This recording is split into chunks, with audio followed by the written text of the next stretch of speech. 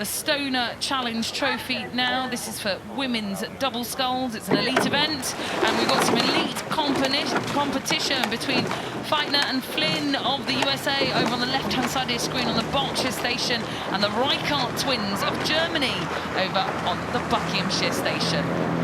Yeah, good pedigree in this race. The US crew really jumped out from the start, and I guess there's a lot of different tactics you can take, but they really seem to shoot out, and looks like they've taken a good lead within the first 150 or so metres.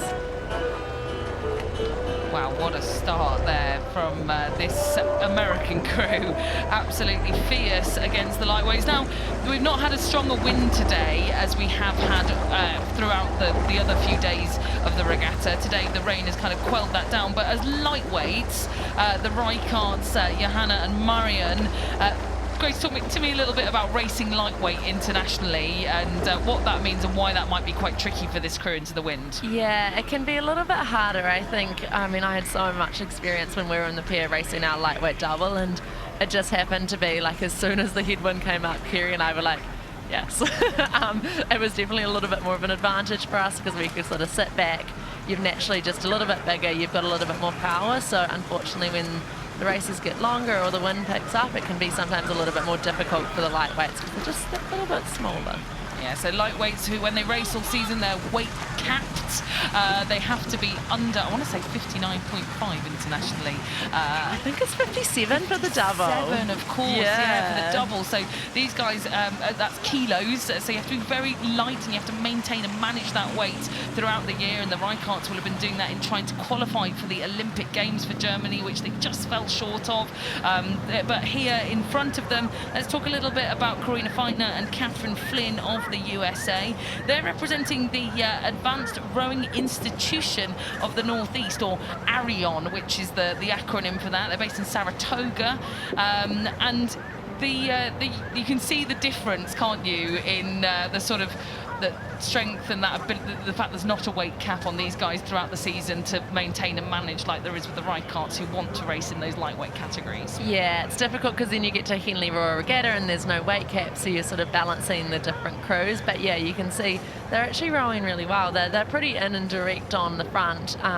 I think as a whole, US crews tend to be a little bit more aggressive around the back, a little bit more, they're really in and on, but these two scullers here are actually, they're quite patient, they've got it going well, and yeah, they're looking good from this angle. Yeah, these guys have been competing in the double together most recently during the US Rowing Winter Speed Order testing, so they've been sort of not regularly racing, but have been combined throughout the winter, joining back up now in the summer, both Karina and Catherine. They've raced in the head of the trials. They've also done the senior team trials for the World Championships too. So they're right on the fringes of that elite international team, but not quite on the roster for Paris yet, Grace. Yeah, which is why this regatta like Henley can be so important, because it gives you a lot of international experience. If you are looking to make that next step and you're coming here, you're racing another crew that's also tried to qualify for the Olympics, and you're coming up against really good competition, so you know it gives you an opportunity when everyone else is off training for the Olympics to keep progressing and keep stepping up. Now, I must note, actually, that the US have won this event in the Stonor Challenge Trophy. It was introduced back in 2017, where actually New Zealand won on that occasion, Grace, didn't they? I was here, not me, but I was here. Yeah, yes, I was going to say it was Brooke and Olivia back in 2017 for New Zealand, but it was a US lightweight double that won it back in 2022, so it can be done if you're a lightweight combination, and it will be the lightweight US team that we'll see in Paris going up against the rest of the world. But the Reicharts here not quite able to emulate that of the American lightweights that came before them 2 years ago. Yeah. Great socks, look at those. Yeah, they've come with this good style. I did actually see them arriving at the boat tents this morning in the pouring rain, but they looked great. They're twins, like we've said already, and they certainly look the part out there on the water too. They do, and the socks are bringing some sunshine and brightness to the day. Do you know what? I'm not going to put a commentator's curse on the weather, but you can probably see from the pictures it's very different to what we had this morning and not what the forecast was saying. So these double sculls will be enjoying that little bit of brightness that's starting to appear as you come through the centre stages of the course. Still the Americans leading. The Reichardt are really continuing to push hard though, and I don't know if they're closing the gap here, Grace, because I think it was quite a lot off the end of that island, but they're chipping away, they're sort of inching, I think, you know, sort of progressing back a little bit. I know the camera angle is deceptive, but look at that unison from the twins.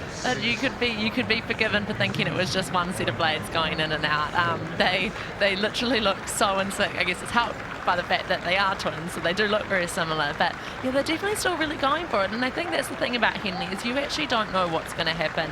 Like, for all they know, maybe the crew from the US really gave it all in that first and are going to fade or have a little mistake and hit the booms or anything like that. Well, if you've been watching our coverage from the last couple of days, you'll have seen crabs, you'll have seen crashes, you'll have seen blade snaps, like in the Forley Challenge Cup the other day. Go back and watch that race if you haven't already, that race between Lee and Hinksey. But anything can happen here. It looks like, at the moment, maybe 10 strokes to go here for the Americans, Feitner and Flynn. And I don't want to wish bad luck upon them, but look at that margin that they've managed to establish here. They've not let up, they've not brought that rating down, and it will be the crew from Arion, from Saratoga, that will be pushing through the line in this Stonor Challenge Trophy in search of, I think, the 8th winner, if it's been in action since 2017 with that gap year in 2020. But there are the Reichardt who will follow them through the line, and they'll get to enjoy the weekend here at Henley on the bank.